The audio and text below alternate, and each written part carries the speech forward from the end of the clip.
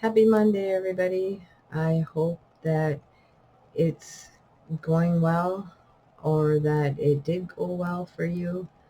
I've been having a lot of trouble with my lighting that I got so pissed off. So hopefully this is a little bit better. I know it doesn't matter, but it matters to me because I try to have everything be the way I want. And when it doesn't go the way I want, I get really frustrated. But anyways, I wanted to talk to you about something that I've talked about before about changing therapists and changing psychiatrists. Well, it's happening.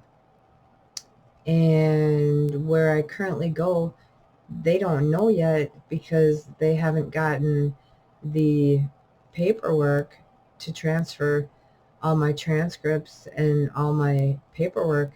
So they've been calling me all day, and I'm like, I don't care. You're going to find out real soon. They wanted to reschedule me for to see the psychiatrist.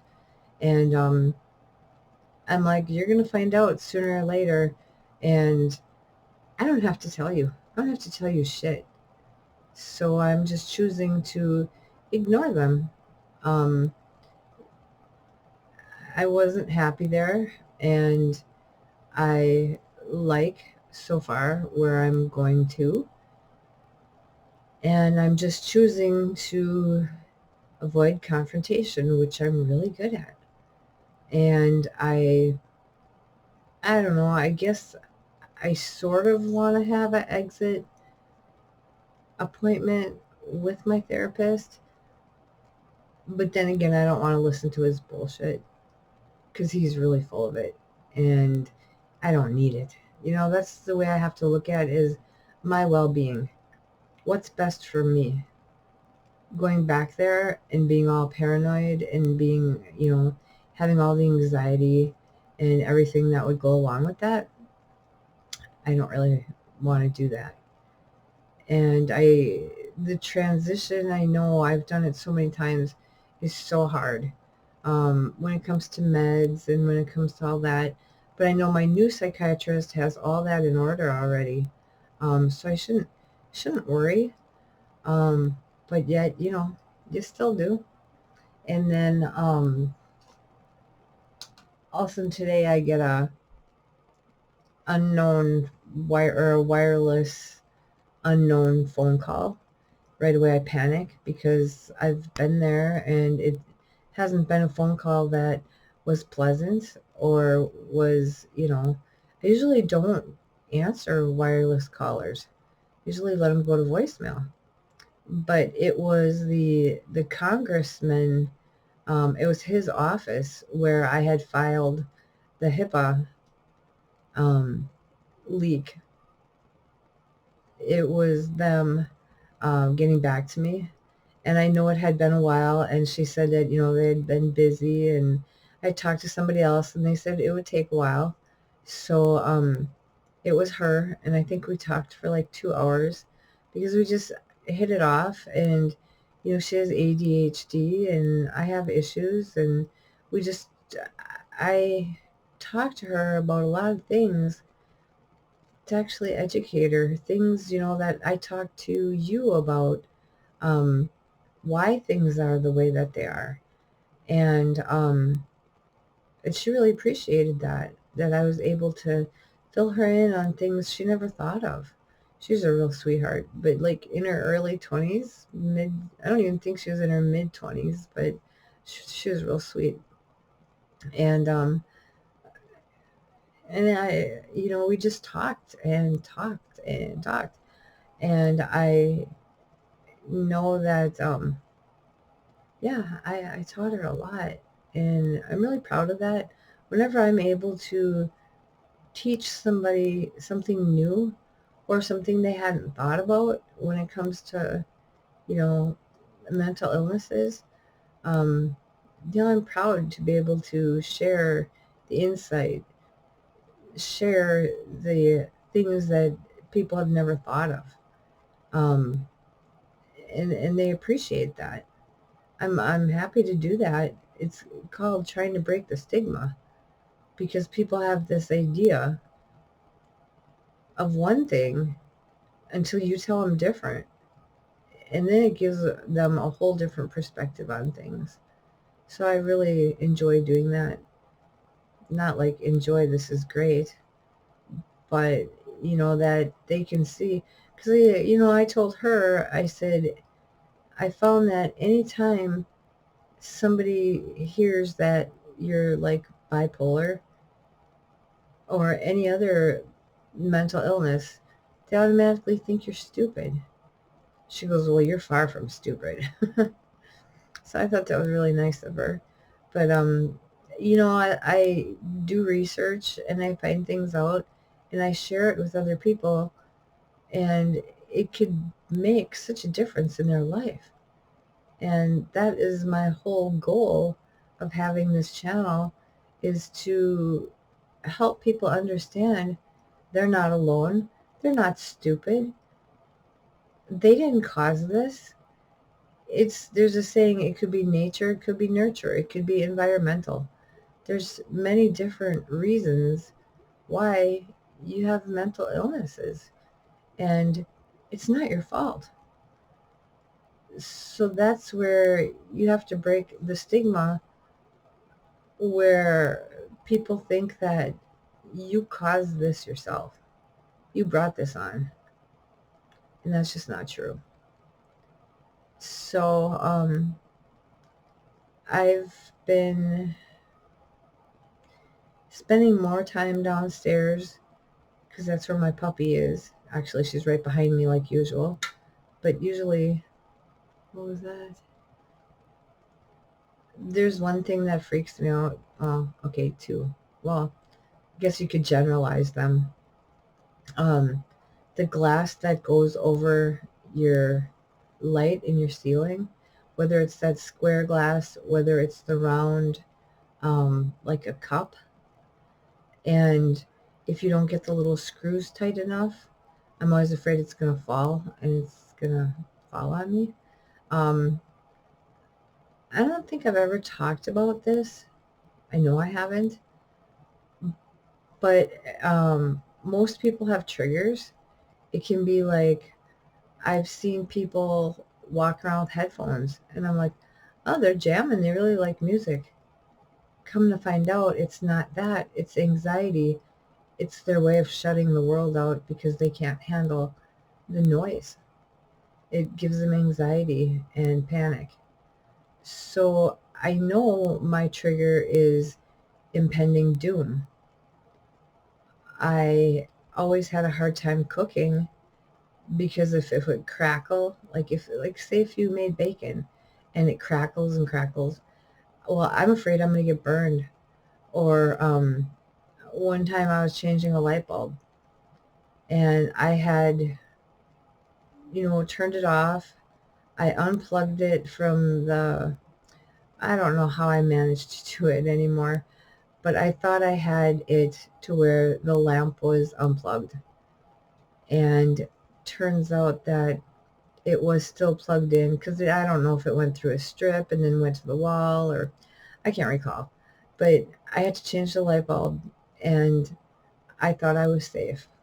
And I went and unscrewed the old light bulb that was burned out and went to screw the new one in, and all of a sudden it went pop and it turned on, and I had a seizure. There are other times that I'd be making like butter frying. That's a trigger. Anything that crackles, and I can't describe the noise, but like in my pressure cooker, I like to put oil or butter or spray in, and put my meat in and kind of brown it before I cook it.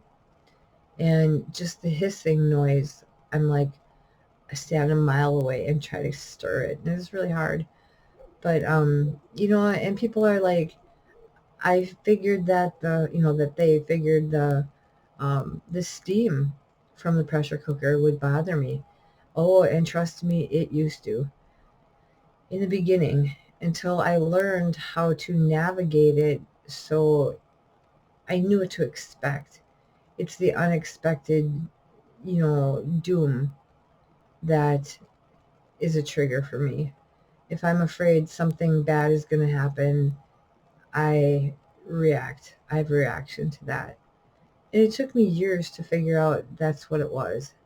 The sizzling noise, the popping, that's one too, the popping noise. Anything like that, I I can't do it because I'm going to get hurt. Of course, not in reality, but in my head, yeah, it's impending doom. So I guess that's my secret to a lot of my anxiety. Um, I don't know what to say. It is what it is. I guess a lot of people have things. Either they know about it or they don't. Maybe they haven't figured it out yet. But anyway, back to what I was talking about. I don't want this to be a very long video because I don't know. I've been working on my poetry. That's what I'm going to get to next. I've been trying to stay busy.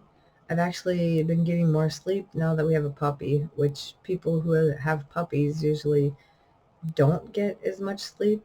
But she gets in her kennel at night, put her in there, she barks for maybe 5, 10 minutes tops. Then she's quiet. And then she sleeps till, I don't know, David gets up with her because I can't do the stairs. So he gets up and he takes care of him. I never hear anything because my meds knock me out that much, and they shouldn't. If there was a fire, I would be screwed. But yeah, I don't hear anything. So he'll take the dogs out and he'll take them outside and he'll feed them and he'll take care of them and he'll let me sleep. It's really sweet. And she's under my chair. And I can't move because the wheels, I'm afraid I'm going to run her over and make her cry. And I don't want to do that. But yeah, he does that because I don't hear anything. I mean, I sleep through my alarms, which is really bad. So I usually set 2 or 3 of them, 15 minutes or so apart, because maybe I'll catch one of them. I don't know. I've never been like that. I always say once you don't have children to have to listen, like babies, um, you're just not as alert or on edge or light sleeping. That's part of it. The other part is I'm not as strong as I used to be because I don't carry around 20 or 30-pound babies anymore. I can't remember if that's heavy for a baby. But I say once you stop carrying babies, you get weak. And it's true. I carry her. And I don't know how much she weighs, but she feels like she weighs a ton. But I can't carry her up and down the stairs. There's no way. So, yeah, he does it. It's really sweet. And I appreciate that because I would end up falling down the stairs.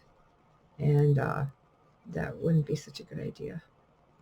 We've had the ambulance here once already, and we didn't hear anything. Even the chief of police, he's like, really? He didn't even know about it. It's like, okay. But yeah, I had a guy today talk about, or he left me a comment about my videos. A lot of people don't like my videos because they're not, if you go and watch the big people who do those perfectly lit, perfect cameras, perfect hair, perfect, those types of videos that are all edited and have all that special shit in. Well, you can tell mine don't. And I do that for a reason. I am not fake. I want you to see me for me. I want you, if possible, to relate to me, to realize that you're not alone, maybe, to maybe get some information that you didn't know about, all sorts of things, reasons why. I do this just for so many different reasons, and I enjoy it.